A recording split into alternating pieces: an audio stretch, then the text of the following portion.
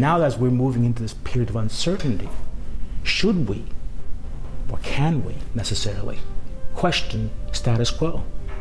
Should we begin to ask ourselves, is the 60-40 model a valid one? Is the predominant belief that equities is the only place to be a rightful and insightful solution? Is the typical manager configuration of value on one end and growth on the other to, again, neutralize the style biases in the portfolio? Is that the right place to be? I do think that they probably need to work much more with their staff and their service providers so that there's a clear messages going out to members and sponsors and so on. If the biggest challenge for CEOs is going to be deciding which funds they will consolidate with. I mean, I think it has to happen. The tax rules now make more sense to happen, and I think in an environment where costs are going to be the big focus, consolidation will be the theme of 2009. We talk a lot about how to make members engage better with funds, but really it should be the other way around. How should funds engage better with their members? I think this year more than ever, fund CEOs are going to be challenged to manage the many facets of a business. But I think a big part of it is re-educating people about what they can reasonably expect from markets over the long term. When we had 4 years of 15% plus returns, everyone thought that would go on forever. And all we've done is steal from the future. We've taken returns from the future to put them into that current time, and now we're giving some of that back. Yeah, look, right now is a critical time for Australian superannuation funds.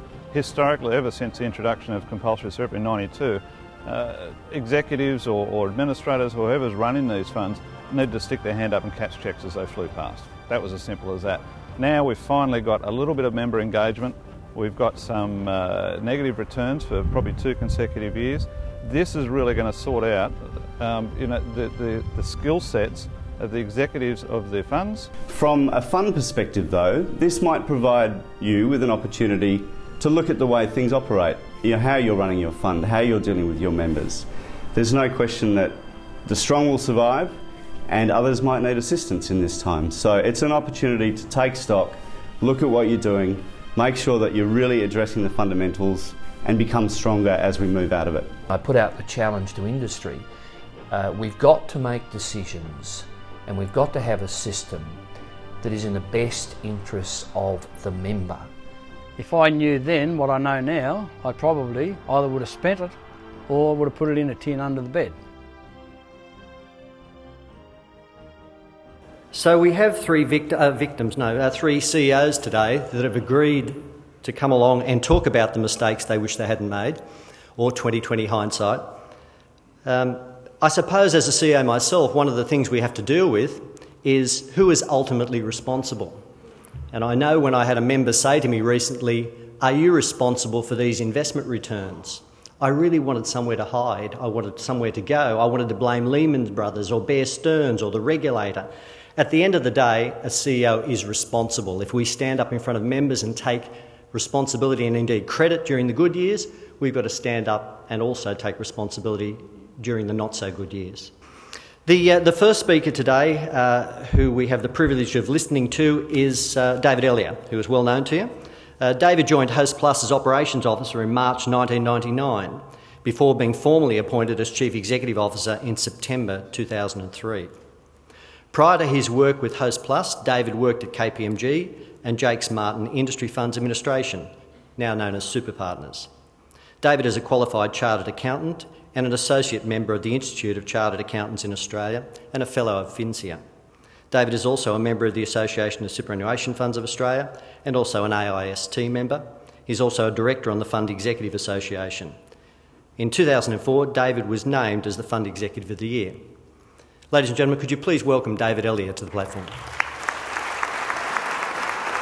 Okay, look, what I thought I would do in the 5 minutes, or probably about 7 minutes I've actually allocated for myself, is just to try and present you with a little bit of a background and the backdrop to, in essence, what we've had to confront as chief executives and in fact as boards over the course of the last 12 to 18 months.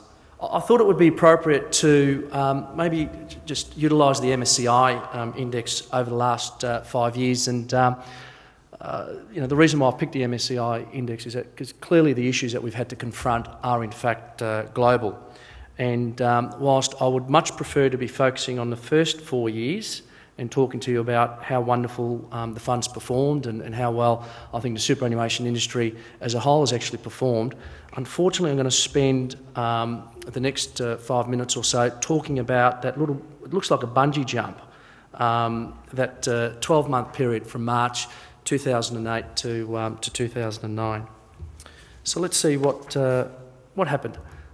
Now, I want to just go through and remind everybody about some of the events that we've had to contend with, and we've certainly heard a lot of the speakers over the course of the last day and a half just remind us of some of the I suppose shocks and anticipated shocks that we've had to somehow come to grips with and somehow factor into our decision-making process. So let me kick off. In March 16th, Bear Stearns, as most of us are probably aware, is acquired by JP Morgan in a fire sale avoiding bankruptcy. The deal is backed by the Federal Reserve at that time, and they provide up to $30 billion to cover possible Bear Stearns losses.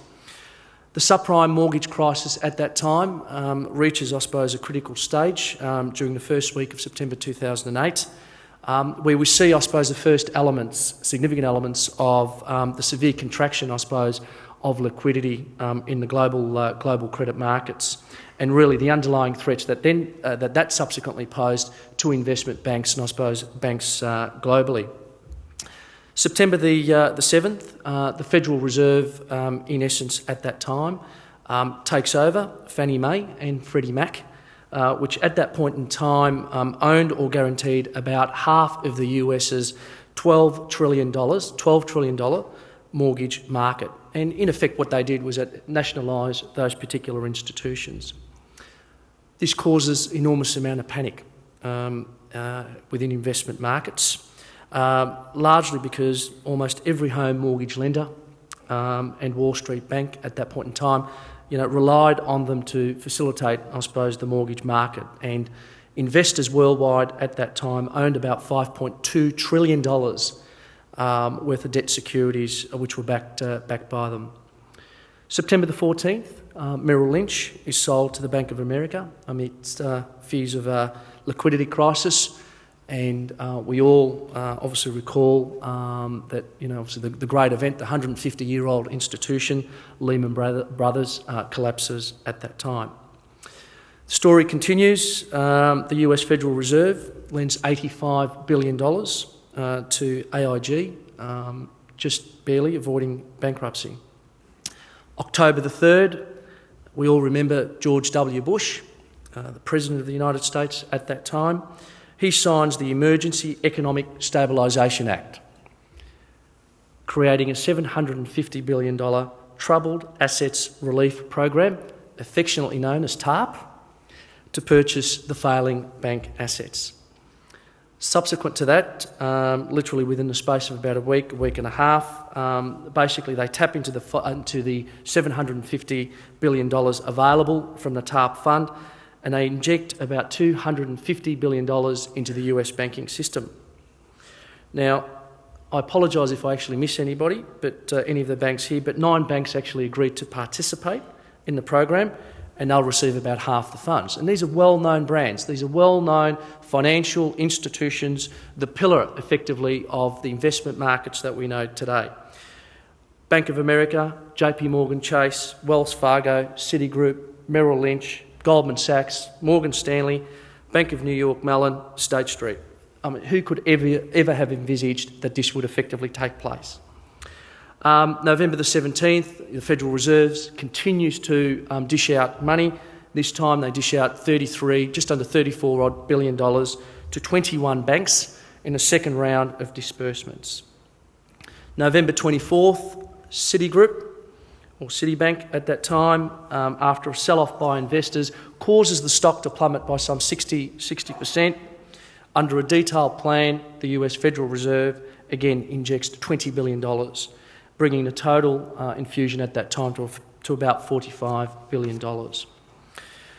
So the debate rages, and it continues to rage today in terms of who will get bailouts, how much money will be poured into these institutions. So there is this enormous public and political debate, and again, largely causing further uncertainty in global markets as we see it today. So given all of this, what are some of the broad implications for funds like HOSTPLUS? Well, what we've seen over the course of the last 12 months, in fact over the course of the last 18 months, is that we have seen consumer or member confidence. It certainly has taken a dive. There's fear, there's hasty decisions being made by a large proportion of the membership base. There's member backlash, there's increased scrutiny, and I think on the flip side we've seen an increased level of engagement by the broad-based membership. And clearly there's been a need on, for most funds, to better communicate, in effect, what has taken place and the impact that that's actually had on people's retirement savings. Liquidity, 12, 18 months ago, I can honestly say it wasn't necessarily the top agenda item. Every day now when we walk into our board meeting, liquidity is front of mind. There is a greater focus on cash flow management, and we're certainly far more conscious of the level of switching activity that is taking place within funds. We have seen a significant and renewed focus on fees over the course of the last 12 months. We've seen Nick Sherry come out and obviously put forward his views about wanting to see a substantial reduction in fees across the entire, I suppose, industry. So we have seen this greater focus and greater level of scrutiny, both from the public and, I suppose, from our political leaders. And ultimately, this has led to a destruction of value, ultimately negative returns. We've seen our members being hit quite significantly, and therefore an erosion, I suppose, of their retirement savings. So with all this going around you, as a Chief Executive Officer, you've got to draw a breath. So, right, okay, have we done everything that we could possibly could have thought of, could have anticipated in order to protect our members' retirement benefits? So let me talk a little bit about HOSTPLUS. Now, I can stand up here and, as I've done with many of our members, and say to them, look, don't worry about what's taken place, don't worry about the erosion of your retirement benefits. HOSTPLUS is one of the best performed funds in Australia. We lead the league tables over 1 and 3 and 5 and 7 and 10 years. Unfortunately, our members, as we all know, they cannot eat relative returns, and clearly, this is little comfort to them. So, the work certainly continues to try and, deliver better outcomes for our members. What we were also inclined to do over the course of that 12 months, one thing that I know that most of us do understand, we can never give guarantees about investment performance, but one thing that our members do understand, and one thing that we can control, is the underlying cost and the fees that we charge our members. So one of the things that we did do, I suppose, to try and provide further comfort to our members at that time, was that we decided to come out and commit and guarantee to our membership that we would not increase our administration fees, which were $1.50 per member per week, for the course of the next 2 years. Now, unfortunately, not all decisions pay off, as you can see there. Amidst the doom and gloom, there was further bad news. In October, the Melbourne Storm get absolutely destroyed by Manly, 40 zip, after Cameron Smith is charged with a head-high, I thought it was a soft grapple tackle against Brisbane, which we won. And but unfortunately, it just added to the doom and gloom of the broad-based membership. So, look, in essence, I can honestly say to you that my hindsight portfolio is actually doing exceptionally well. In fact, it was up 20% overnight. But the current financial performance is largely as a consequence, I suppose, of the softening of share markets globally as a consequence of all those various events. So it has less to do with any one particular decision that this fund, or I think any other fund out there, has actually necessarily made.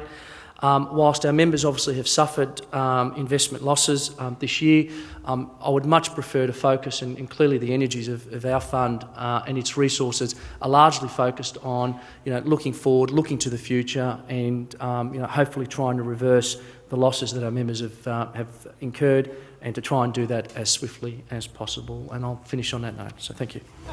Moving to our second speaker, who will no doubt be able to measure 5 minutes, Janet Torney is the Chief Executive Officer of an iconic name in Australia, of course, Qantas Superannuation Limited. Janet Torney has been the CEO there since August 2007. Janet has over 25 years' experience in the financial services industry, including superannuation, investment consulting, strategic advice, funds management and economic research. Prior to joining Qantas Super, Janet was the practice leader and principal of Aon's investment consulting business in Australia. She was a member of Aon's Global Investment Consulting Practice Council, and as well as managing the overall business, Janet had responsibility for major clients and overviewed investment research. Previous positions that Janet has held include Investment Director, Tactical Asset Allocation, Westpac Investment Management, Director of Economics at SBC Warburg, Senior Economist at both Macquarie Bank and Citibank, and Economist at the Reserve Bank of Australia. Janet is a Director of ASFA, was a Director of IMCA from 2005 to 2008, and is a life member of the Australian Business Economists. Ladies and gentlemen, would you please welcome Janet Torney. So what's it been like to be the Chief Exec of one of the country's largest corporate funds, Qantas Super Funds, a $5 billion fund with 35,000 members over the last 12 months? David said it's a fantastic scene, and I suppose I could say it's challenging, it's interesting. I've been there for 18 months and it's probably the best job that I'd ever had. So am I an absolute devil for punishment? Well, maybe let me just paint a bit of a picture and use an analogy to talk about what it's been like and what the lessons have been.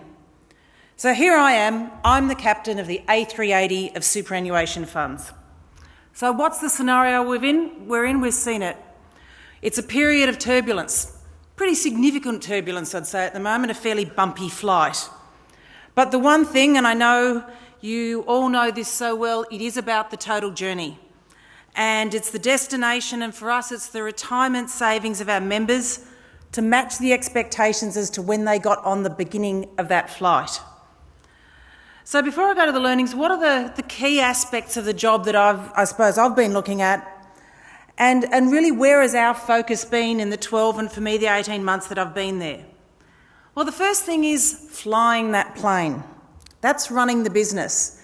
And I think that's one of the things as a chief exec, and especially through this time, we are all running businesses, trustee boards, they're all of our boards. It's not just about one particular part or another. It's actually making sure that all those parts are flying together. It's customer satisfaction. It's the people. It's the good engineering. Have we got those systems? We've got to have the skilled guidance to get us along the path. It's that regulatory and compliance culture. Rest assured, it's not just something special to the superannuation industry. All businesses look at that, and certainly in the airlines. And then there's the value add that the customer get. Well, the value add is pretty much in the world of superannuation is investments. And as we know, that's gone backwards for the last year or so. And I would make a comment at this stage, I'm still to this day somewhat surprised as to how generous I think a number of our members have been in terms of not being more concerned about the negative numbers. I was an asset consultant in 02 and 03. That was a really interesting period. People hadn't seen negative returns for a very long period of time, and you got hammered then. And I think if there's another year of negative returns, as most people think there will be, I think that's something that we've really got to be recognising that our members are going to focus on. That's what the customer is going to be focusing on. So the real issue there is, as the chief exec, as the captain of this A380 of super funds, that you have to be able to manage the diversity and the challenges. And I think you might say at the moment you think there's more negatives than positives. I would argue that probably for we that are running it, there's as many positives because it's a learning period and hopefully things that we can take through more positively at the end of that journey. So the second thing I've had to do is actually make sure that the plane gets up to fly. That's the governance, and we've heard a lot about that over the last certainly this morning and focus yesterday. So what's that saying? Well, that actually says to make sure that we've got the framework that's appropriate for me to actually be flying this A380. It's about stakeholder management, and it's all the different parts. It's engaging with all the different, whether it's the members, whether it's the customer, whether it's the different type of the crew, whether it's the ground staff, whether it's the people that have set the broad strategy. Absolutely crucial in terms of getting that plane up. And as I say, that operates very much, I think, at two levels. At the strategic level, that's where the board's in. They're saying, what routes are we going to be flying on? What business offering are we going to have? They're the questions that, even though the markets have been deteriorating, we must be coming back to again and again to make sure that we are making sure that we're on that right course towards the end. And that at each part of the plane, you need to make sure that your governance, your framework, your structure is correct. And the final thing, I suppose, with being the captain is you're the team leader. So you can be a guide, a teacher, encouraging all around you. But I think one of the most important things is to make sure that you as the leader have got the knowledge and the space to deal with the unknowns. Now, with me at the helm of that plane, I'm not talking about taking an extra hour or two to do a bit of reading as we're going through that turbulence. That's, in essence, part of the training and the planning that you have to have. But I think one of the really important things, and I think one of the greatest challenges I've found, is think time and time for human capital growth. Because one of the things you've got to be very wary of in terms of as we manage through, and I think it's at the chief exec level, and certainly you're looking to the board level to assist with this, is how can we make sure that we are on the correct path, and how do we get that space to think about the ways forward so that we're not caught up in the here and now. And I suppose that comes to some of the learnings that I've actually had from being on this sector of the flight. Number one is in some ways working on the business, working on the flight, not necessarily in it. And part of that is coming to having the right people, knowing that the team that I've actually got on this plane are the right people, that my customer service team are making sure that the members are happy there, that the engineers have done their job and the plane is in order, that the air traffic controllers across each of the spaces that I've gone through are making sure that to the best of their arrangement they can actually take us through that path, and more importantly, I think very importantly, that you're actually on the right journey. The other thing is be prepared. And I think one of the real things as we've gone through the bungee jump, as David has described, and I would argue that my bungee jump was the really steep downside about halfway through. I've been around this industry just a few years, and I thought up until about the end of September that things were pretty much the way that I'd seen over a number of years would get through it. That first weekend in October, that long weekend when I actually came back from a family holiday and found that the interbank lending market was under extreme pressure, was probably one of the scariest things that I've actually ever seen in my professional career. We're through that, and and we're now working through the issues, but that was quite a change, and that's where I suppose I became much, much more bearish on the current scenario. But to put that in there, you need to be prepared. We have been hit by lots of unexpected turbulence. You need to be able to deal with it. As chief execs, we have to be calm so that we can actually lead the team to deliver on those member expectations. The parameters of the flight may change. We may end up going to a different port, but we've still got to have to get that long-term journey. The second one is day-to-day implementation, I think, is challenging. With that volatility, with having to change the parameters, serving that cup of coffee, that's getting really difficult out there. But if you don't keep the people fed or happy or whatever it's going to be, and it's all well and good to have said, I've got a great plan, but if you don't implement, that's a real issue. And I suppose one of my real learnings is day-to-day implementation. You can set objectives, but if you're not delivering on that, are you actually delivering the outcomes for your members? And then finally, to the person that this is all about, it's ongoing customer satisfaction. I think one of the most difficult things we've got at the moment is that balancing act. We want to keep our customers, we want to keep in Super our members informed, but we don't want to keep them alarmed. So they want to know, how long is this turbulence going? Actually, am I really on the right plane? Is there anything else that I should have known? And I think that's one of the biggest challenges we've got. So I keep on coming back. It's ultimately about the member. We have huge responsibility.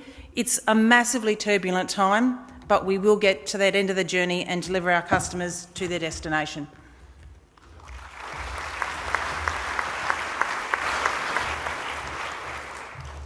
Thank you, Janet. As I'm going home from the conference and I'm flying Qantas, that mental vision of you up there driving the plane will give me a lot of comfort. Thank you.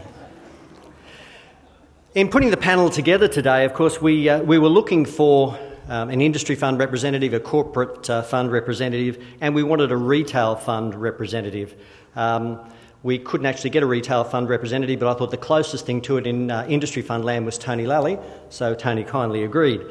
Tony is Chief Executive Officer of Sunsuper. Sunsuper is one of the largest superannuation funds in Australia with over 1 million members and $13 billion in assets. It has enjoyed growth of 30% per annum for the past 10 years. Tony joined Sunsuper in May 2007 as Chief Executive Officer. Tony's a qualified actuary with more than 20 years senior executive experience in the insurance, superannuation and wealth management industries.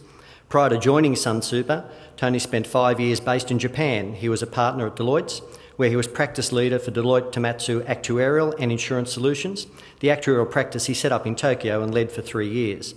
His previous role in Japan was head of retail, Asia Pacific for Deutsche Asset Management, where he was responsible for growing the retail funds management business in Japan, Australia and also throughout Asia. Tony is a director on the ASFA board. He spent more than 10 years also with the Commonwealth Bank, where he built what he terms Australia's largest retail funds management business, based primarily on superannuation. Ladies and gentlemen, please welcome our third speaker, Tony Lally. It's interesting to look back on the agenda for last year's conference to put the whole year in perspective. And I just identified a couple of topics we talked about last year, which are quite interesting. The first one I noticed was goodbye to double-digit returns. And we got that one wrong, didn't we? Because we still have them. How to handle the media in a crisis. We certainly had one of those too. Will hedge funds really meet investor expectations, which I'll come back to? And can advice be made simple?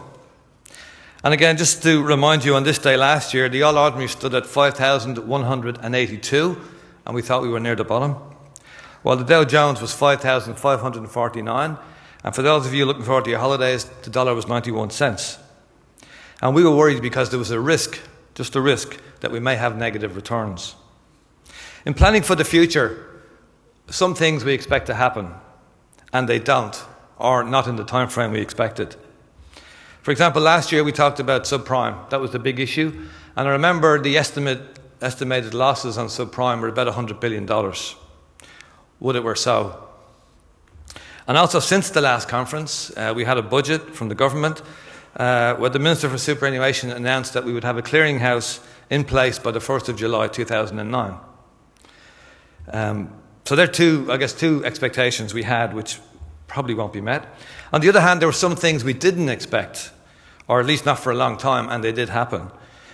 So since the last conference, as we know, the market collapsed, and Merrill Lynch, which was a big name all around the world, including Australia, and Lehman's are both gone. The Australian dollar went from 98 to 65 cents in a few weeks, and it was a speed which caught us all off guard. The government bailed out, the American government that is, bailed out the biggest firms in the world. The biggest car company, the biggest bank, the biggest insurance company. And in Australia, award modernisation, which very few of us thought about at last year's conference, has almost been finalised. In Sunsuper, there was one other thing which we thought would happen one day, but not soon, and that was the sale of City Street. So given all these events, it's very easy to be wise after the event. But how much would we have done differently over the past 12 months? I guess considering the main impacts of these issues on our business, what we would have done differently, I'll run through a few of them. Firstly, in terms of the market, or the market collapse, certainly moving away from a proven investment process adds considerable risk to a fund. And we all have proven investment processes in place. And the risk is that you bring emotion into the equation. Emotion can take over from good analysis and good judgment. So we would not change the strategic asset allocation process and the overlays we had in place. Although hedging at 90 cents was not really the best call we made. And likewise, some concerns about hedge funds we had were proven to be very well founded.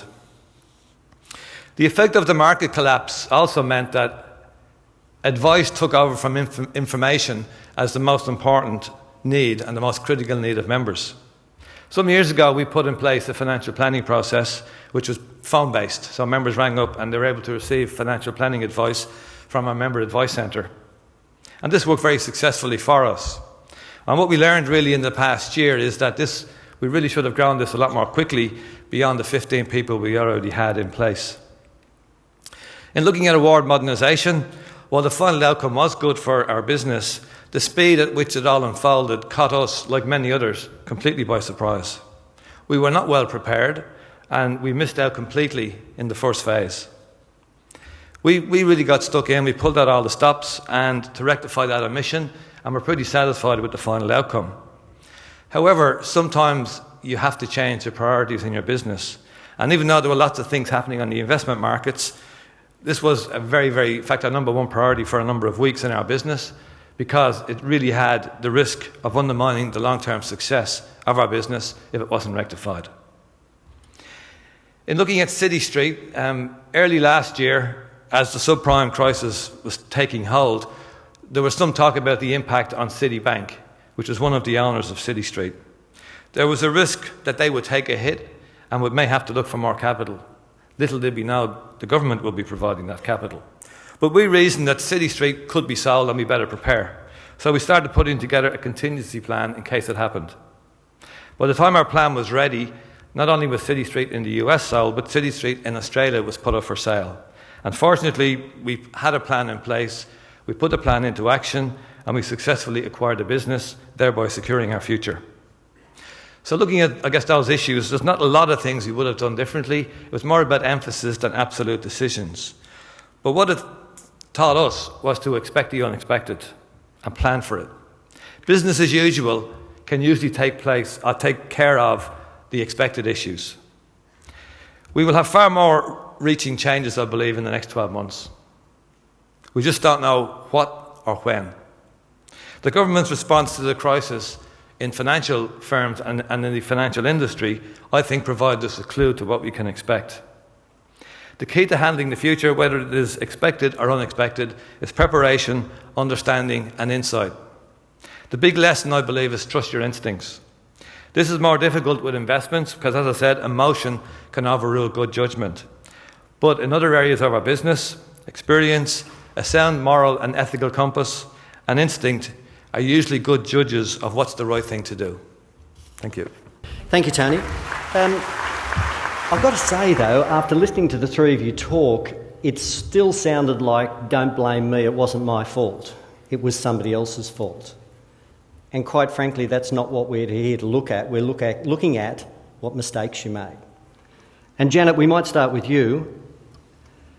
I've heard you speak at conferences in days gone by, and perhaps more positive times, and you've promoted hedge funds. And in fact, I can clearly remember you saying one of the great advantages of investing in hedge funds is that they lack correlation with the equity market. You were wrong. Do you feel embarrassed? Never embarrassed, always got a good reason. I think hedge funds have got a huge amount to answer for. I'm still an advocate of hedge funds. I think one of the issues in the hedge fund industry, though, is the massive explosion that occurred in that industry as the institutional dollars over the last 5 to 8 years suddenly chased the hedge fund strategy. There were a number of funds that were actually set up that I would argue... I mean, hedge funds are all about skill of the individual to implement strategies.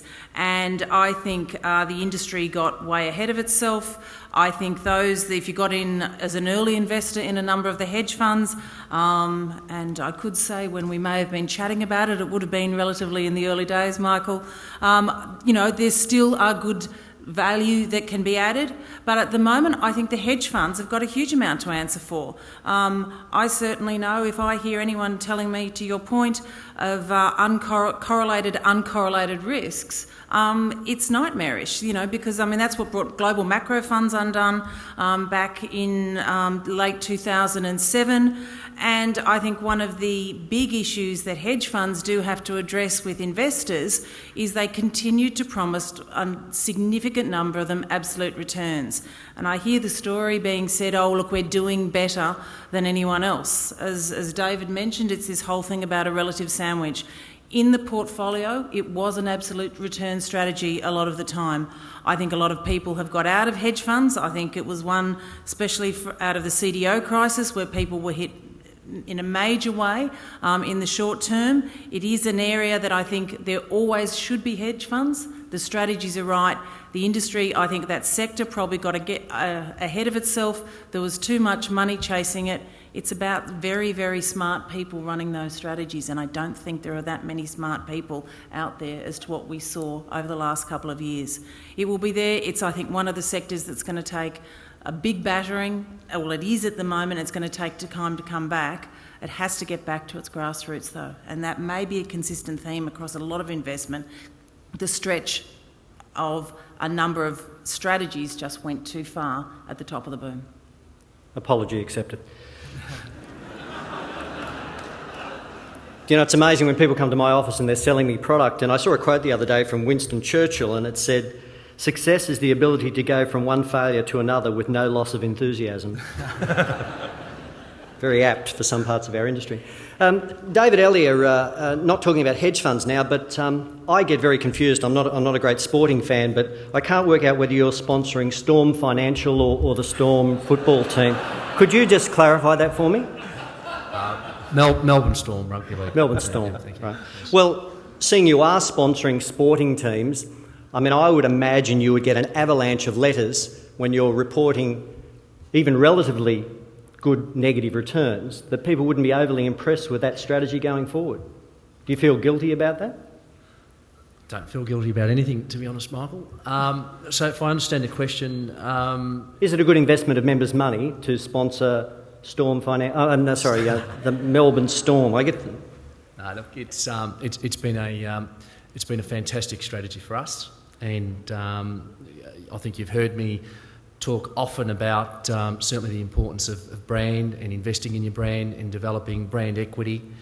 You know, in essence, we embarked on a strategy largely built around expanding our marketing efforts, largely within the sector that we obviously service and the sector that we largely depend on for our continued growth. The Melbourne Storm sponsorship has now been in existence for 3 years. This is our 4th year. Any of the underlying KPIs that we effectively use to measure the underlying success of the fund, whether it be in relation to contribution inflows, whether it be in relation to the increase in the number of members that we've had, you know, by all accounts and by all the benchmarking that we've effectively done, we've exceeded certainly our expectations, and I think the average performance of some of our competitor funds in that sector. You know, and I do want to emphasise this point that, you know, our marketing expenditure, in the same way as our administration expenditure, our investment expenditure, it's all funded from our $1.50 per member per week. It is that money that is effectively used to, you know, pay for all the underlying services, whether it be contact centre, account management, etc., etc. So, from a member's perspective, our members, if I can simply focus on the fact that we've had, you know, close to 200,000 members really join us. Our members are obviously, you know, voting with their feet and joining the fund, and to that extent, we think the strategy has been incredibly successful. David, in terms of the members you've got, I mean, I've spoken to a lot of financial planning colleagues of mine at various times, and they always talk about they specialise in the high net worth individual. It seems to me your strategy is focusing on the high or the low net worth individuals. You seem to have captured a lot of low account balance people. In fact, many of your account balances, probably others of us would send them to an eligible rollover fund. Can you explain the strategy behind that? Yeah, certainly. Well, we'll take all those members, Michael. So, you know, the fund is effectively structured in many respects, geared to look after, you know, low-paid workers, which within the hospitality and tourism industry, I mean, it is a function and the nature of the industry that it's highly casualised. I mean, you've got a high proportion of part-time workers within the sector. So clearly, the level of account or superannuation balances are relatively smaller compared to, I suppose, many other competitor funds or peer funds out there in the marketplace. But the fund is effectively geared to look after those members. You know, again, without harping on about it, we're not the lowest cost provider, but we are low cost, and we think our members get fantastic value for the fee that they pay, you know, to join HOSTPLUS. Tony, Lally, I mean, you, in a way, with 1 million members, which is an incredible growth in a short period of time, No doubt you've captured the low account balances in large numbers as well. Have you got any comment in relation to whether that's building for the future, or is it actually causing a cross-subsidy between your higher account balances and your lower account balances? No, I mean, a million members means you have everybody from a 16-year-old apprentice to a 70-year-old retiree pensioner. So you really have to have a very segmented approach to managing a business. So, you know, we do communicate differently to our members. We manage them in a different way. And the emphasis and the communication process is different across the various types of members. But, you know, the fee base we have, it's impossible to get an absolutely perfect fee base that everybody pays exactly what the cost is for managing their business. And I guess the fee ratio or the fee process we all have in place is it's fairly simple. In our case, in the last year, we changed our fees. We dropped our fee from $1.30 to $1 a week and added a 5 basis points fee on. So 72% of our members now pay a lower fee. And we think that better reflects the use of our services by our members. So, for example, the Member Advice Centre that we have in place, which costs about the same as sponsoring a football team, we think the members get great value from that. And we believe that, you know, the people who use that will tend to be higher balance members. So we feel that an asset-based fee, first of all, I think is a long-term strategy we will all have to look at. When account consolidation occurs, we're going to get a shrinking in the number of accounts we all have, and we're going to have to shrink our revenue. Our revenue will be shrunk for us somehow. We're going to have to find alternative ways of managing members. But more importantly, members of higher balance tend to be greater users of your service. So we find that combination of a low dollar fee and a small asset-based fee gives us the ability to service members more equitably than a flat fee for all members. So we can handle both low balance members and high balance members more equitably. I can understand you wouldn't have money to sponsor a football team after probably what you paid for your administration company. What possessed you to buy an administration company? Well, Michael, I think your outsourced provider is on sale at the moment, so I'll come back in a few months and ask you. Moving on. Janet, one of the issues that a CEO has to deal with is managing conflicts at board level. And I know we've had discussions about an effective board, a relevant board. How do you manage those as a CEO, or do you ignore them? Can't ignore them. I think one of the most crucial relationships in terms of running the fund is that of the board and the chief exec. There's a lot of discussion around at the moment about what's the right makeup. You know, at one end there's people saying it has to be a completely independent board, you need full professional directors. There's the representative board structure that we at a corporate fund have as much as an industry fund. I think one of the crucial things as a chief exec working with a board is working with a board that has got the right skills, has got the right knowledge base that they can bring to the matters that are relevant to the fund. So that is the representative view, as well as in our sense, in our side, the view from the corporate sponsor. It is a level of, it is being aware of the conflicts of interest. There will always be conflicts of interest. I mean, in every part of the business that I've worked in, there are conflicts of interest. It is how you manage those conflicts of interest. There are also where those conflicts of interest become too significant, then people need to be able to either stand down, stand back, step aside from an issue. So I think the whole issue for boards and from chief executives aren't deciding the makeup of board, but it's the people that we absolutely have to work with. And what I've certainly found, one of the things we've done with our board, and we've had with a number of elections recently, is we've looked at what our skill set is, what are our requirements around the board table, and let the members who are electing know very explicitly where there may potentially be gaps emerging, what the requirements are. You can't direct, that's not our role, absolutely not our role at all. But at the same time, we can work to make sure that everyone is aware of the governance structure. We can work with the board so that they can manage that themselves. And having a board governance process, I think, is one of the most crucial things, because it gives me the power then to do the job that I'm doing. But I think a lot of the debate that we've got at the moment, that is either all got to be independent or professional, or it's got to be a representative, it's got to be some structure. misses the point. The point is about what is the skill set and the qualities and the combination you need as a trustee board to deliver that. And if you've got that right, then that, and with the relationship with the chief exec, I think goes a long way to developing a successful governance structure. Okay, thank you. David Elia, looking back on mistakes, I mean, you didn't make the mistake of buying the whole administration company, but you did decide to take on a fair piece of it called the call centre. Was that something you wish you hadn't done? No, absolutely not. Before I answer that, I just want to have just a dig at Tony. He won't sponsor a football team, but he'll spend a shitload of money advertising on TV. And I think you use a high-profile sports person, is that right, to do some of your marketing? Was it Not Libby anymore. Linton or somebody else? That's last year. Oh, that was last We year. finished. That was last year. That's right. But thought you'd like that. The highlight is to be a little bit controversial here. Look, we did take the decision. It's almost 2 years now, Michael, to insource our contact centre. I've always had this strong view that if somebody's actually going to damage my brand, I use generally a different term to describe it. I'd much prefer it to be me. I'd much prefer it to be our organisation. And the whole idea, I think, behind insourcing our contact centre was that we did want to control, all aspects of the customer or the member interface. We wanted to be able to communicate directly with our members during good times and bad times. In fact, in light of what we've seen over the course of the last 12 to 18 months, it's probably been the best decision that we could have made.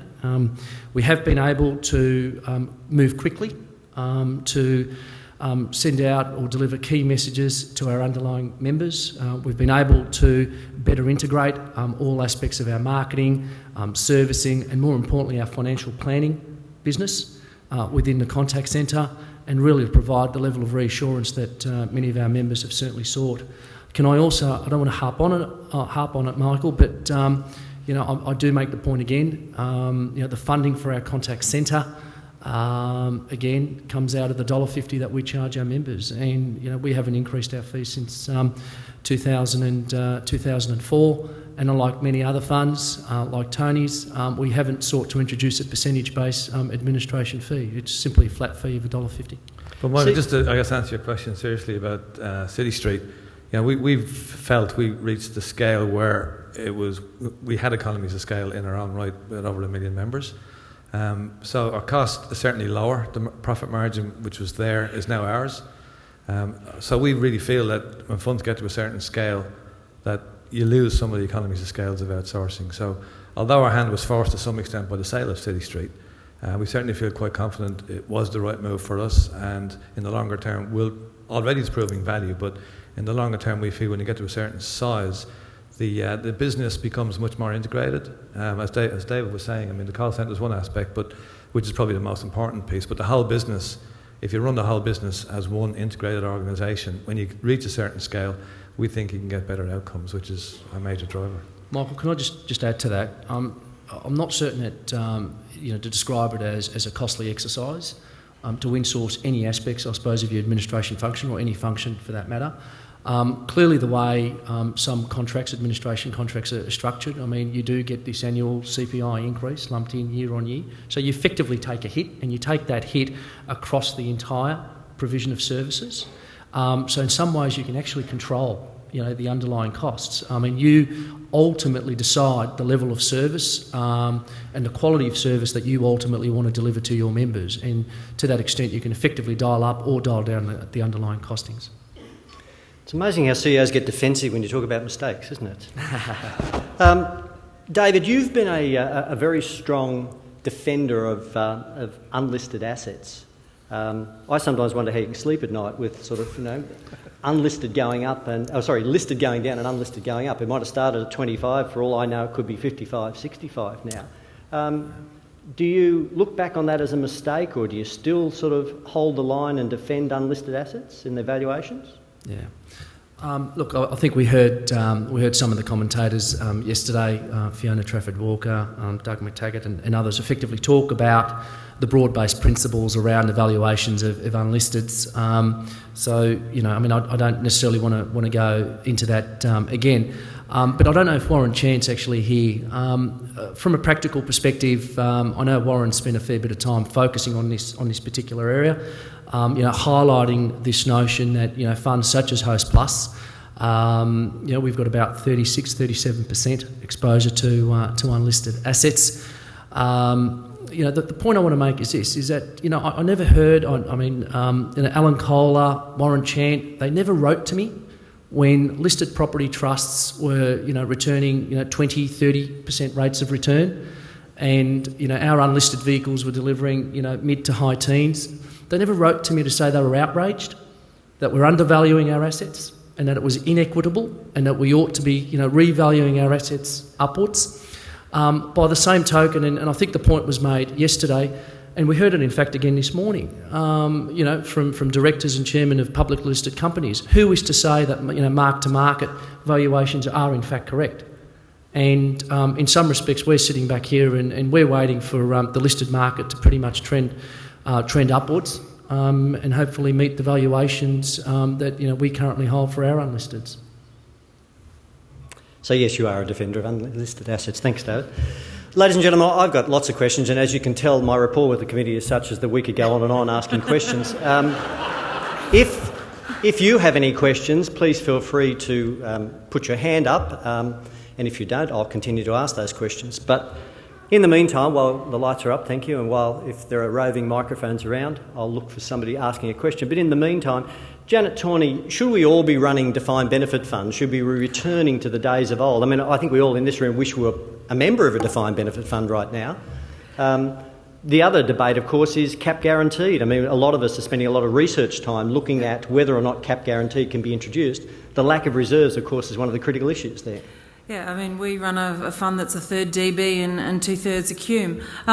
Everyone would love to have a DB or a cap guaranteed fund at the moment, and they would love to have the upside when the markets rebound of having the individual choice. That's called a free option, and I'd take it if someone offered it to me. I think the one thing to realise is it seems that that's a free option for a lot of people at the moment. There is still risk being taken. It's just one of the important things when you're running with a DB fund or a Q, actually knowing who takes the risk. With corporate funds, you actually have for the defined benefit that the corporate sponsor is actually taking on that investment risk. It's not as though it's there, and that's one of the things that people tend to think, oh, I'll take the risk on the accum, but, you know, it's a gimme on the other side. So there is a sponsor taking the risk in the DB, it's a member in the accum, but that's under a fiduciary structure that the trustee looks at. It is very interesting how son of DB, as I've heard it called, is sort of coming back. People are thinking, how can we structure it? Because people are saying, I don't like the volatility in the market that we've got. It was great that when I had 20 or 25%, but I always want to have an absolute return. So sort of, you know, people I think are forgetting some of the issues in terms of the cap guaranteed products, that there are insurance products, there is a long smoothing that you had across a range of those structures. Now, people at the moment may choose them. It's the same debate in some ways about fixed interest loans and variable loans. You know, at the stage of the cycle, they're going to be very favourable. What I think the extent of this shakeout may indicate, though, is a even clearer example than we had in 02 and 03, that members really like positive returns. Most people at the top of the cycle, they, you know, say, yes, I want the upside. But if you put them at each end of the spectrum, they would say, don't give me a negative term, give me a real return. And I think you might find some of the structures and the products that people are looking at, that may change, because I think the extent of the shakeout that we're seeing at the moment is going to be more significant. I mean, it scared me that we were having the conversation earlier that, you know, we talked about 4 years of fantastic returns, but I can remember 02, 03 very, very clearly. It's only, you know, sort of that 6, 8 years ago that we started to go into that downslide. Everyone suddenly forgot about the down. Now they're focusing on the up, and we're at the next stage of the cycle. So I think the product will probably change to some extent. I think people's expectations may be more realistic. But the people need to remember risk continues to be taken by someone. You probably won't get a full DB, because I doubt with the compulsory superannuation scheme who's going to step up to take the market risk on the other side. Thanks, Janet. Do we have any questions from the audience? Yes, number one. Thank you. If you could just state your name and announce where you're from. Michael Che from Mallisons in Sydney. Consistent with your theme, Mr Chairperson, about laying blame, except not on the panel necessarily in this case, just wanted to ask our panellists about their view in terms of the intersection between regulation and consumer confidence. And I raise that in the context of having regard to the questions you've posed about hedge funds being a failed enterprise and the valuation of unlisted assets being a contentious issue, and every other sort of mistake you're picking and probing at. None of our panellists has really mentioned the issue of regulation and whether we had too much or not enough. And indeed, the panel session we had just before lunch suggested, I think, in terms of corporate governance, the American example is an obvious one of where we need a lot more regulation to fix things up.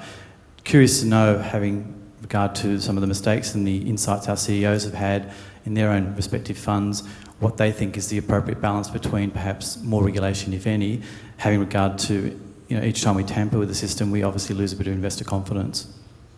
Can we have a quick one-sentence answer from each panel member, Tony? Well, I think we're very fortunate in Australia to have a combination of good governance and good ethics in the industry, and it's the latter which I think has served us well, because regulations don't account, you can't account for bad behaviour.